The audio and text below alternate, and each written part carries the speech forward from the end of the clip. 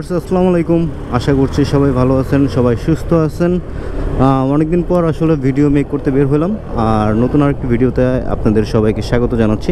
ভিডিওটা খুব ছোট হতে যাচ্ছে। যারা আসলে পরবর্তীতে চিন্তা ভাবনা করতেছেন যে হর্নেট গাড়ি কিনবেন বা হর্নেট গাড়ি কেনার চিন্তা ভাবনা আছে, তাহলে এই ভিডিওটা আপনারা দেখে নিতে পারেন। 35,000 কিলোমিটার চলার পরও আসলে হর্নেট গাড়িটা কেমন পারফরমেন্স দিচ্ছে। সো আজকের ভিডিওতে আমরা এটাই দেখব।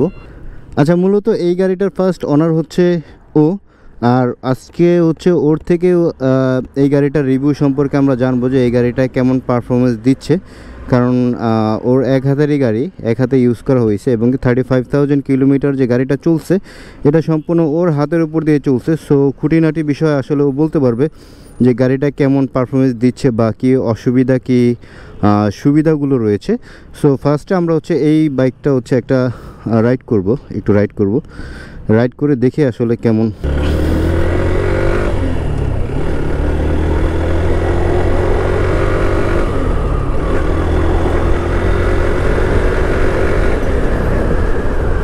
হর্নেট গাড়ির এই একটা জিনিস ভালো লাগে, টানটা আমার কাছে খুব স্মুথ মনে হয়। ওর থেকে যেটা শুনলাম সেটা এখন এই গাড়িটার একটু কাজ আছে, কারণ 35,000 কিলোমিটার চলছে। তারপর রেগুলার যে সার্ভিসগুলো বা রেগুলার যে মেইনটেনেন্সের যে ব্যাপারগুলো আছে, এই ব্যাপারগুলো একটু দরকার আছে। এটার আপনার গাড়ির যখন যেটা নিড তখন সেইটা আপনার গাড়িতে করাইতেই হবে। হ্যাঁ, টুকিটাকি কাজ থাকে। সো এই গাড়িটারও কিছু টুকিটাকি কাজ আছে।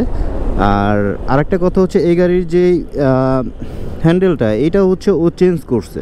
হ্যাঁ, ও চেঞ্জ করছে বিদায় আমার কাছে এটা আনকমফোর্ট লাগতেছে, কমফোর্ট না।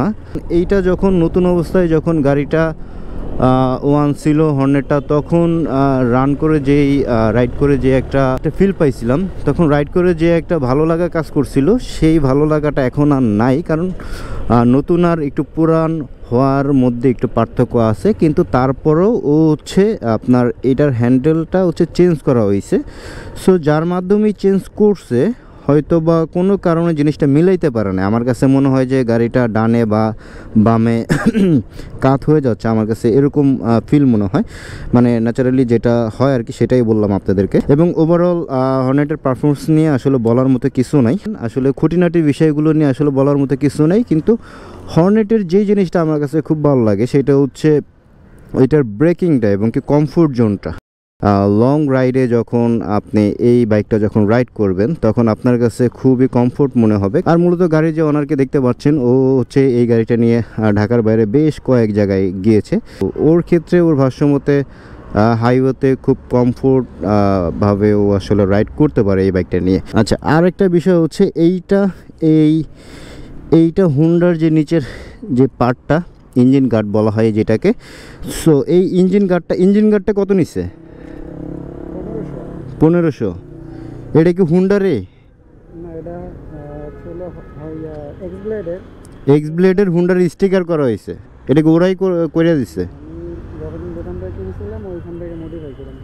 আচ্ছা আচ্ছা আচ্ছা। সো দেখেন, বিষয়টা কিন্তু খুব ইউনিক হয়েছে। দেখেন, এক্স ব্লেডের ইঞ্জিন গার্ডটা এবং কি এটার সাথে হুন্ডার যে স্টিকারটা, ও এটা নিজে করছে আর কি, নিজে মডিফিকেশন করছে।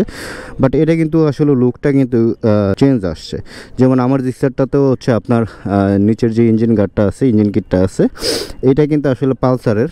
সো এটা রেড শেপের যে স্টিকারটা, সো এটা ইঞ্জিন গার্ডটা এরকমই ছিল, কিন্তু বাট আসলে বাইকে একটা চেঞ্জ আসে, একটা লুক আসে। আচ্ছা, এইটার সাথে আরেকটা নতুন সংযোজন করা হয়েছে, সেটা ওয়াইন্ডশিল্ডটা। সো এইটা কত নিছে? 700।